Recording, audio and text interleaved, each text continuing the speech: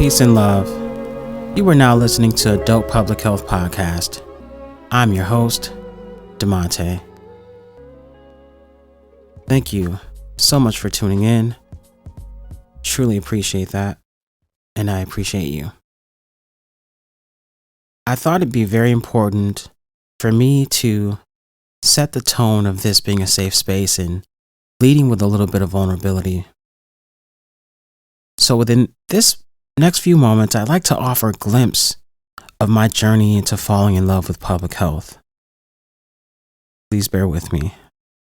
So, as a 70s baby, born in the late 70s, I had not a care in the world as a toddler.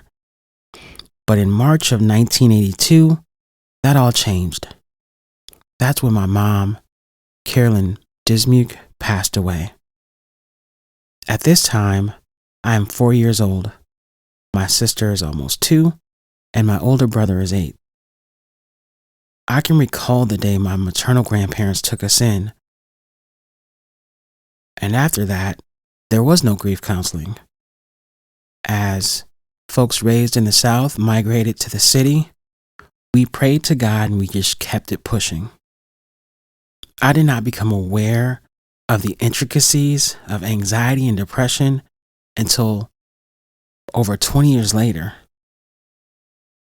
At this time, I'm working as a recruiter in one of the suburbs in Milwaukee, Wisconsin. I thought I had the sweetest gig in the world. My job was helping other people find jobs or even better jobs. I thought that I'd be working in HR forever. That is until I started to notice a certain pattern, one that made me extremely uncomfortable. At the time, I'm living in the zip code 53206, which, if you don't know anything about that zip code, look it up.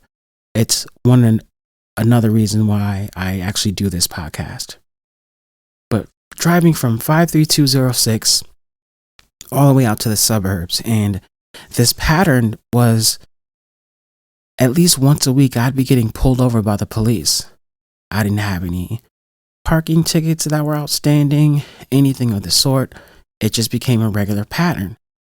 At first, I thought nothing of it, because when I went out for lunch with my colleagues, there were no issues. But then I just had to get real with myself.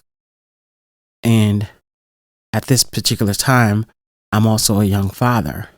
And if you pay attention to what's been happening in media for decades and decades, things oftentimes do not end well when an African American male is stopped or encountered by a police officer. So that led me to change my career from human resources, to human services. And at that time, I got my first exposure to mental health. And then working in the field led me to realize how much trauma that I've experienced. And that led me to getting my own therapist. I have a therapist to this day, and I'll tell you, she's the greatest. After that, working in the field of mental health piqued my curiosity to graduate studies in clinical mental health, as well as studies in public health.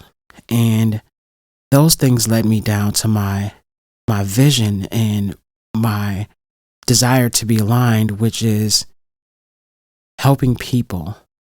That is my personal goal as well as my professional goal. And with that, I've been serving the community for well over 10 years.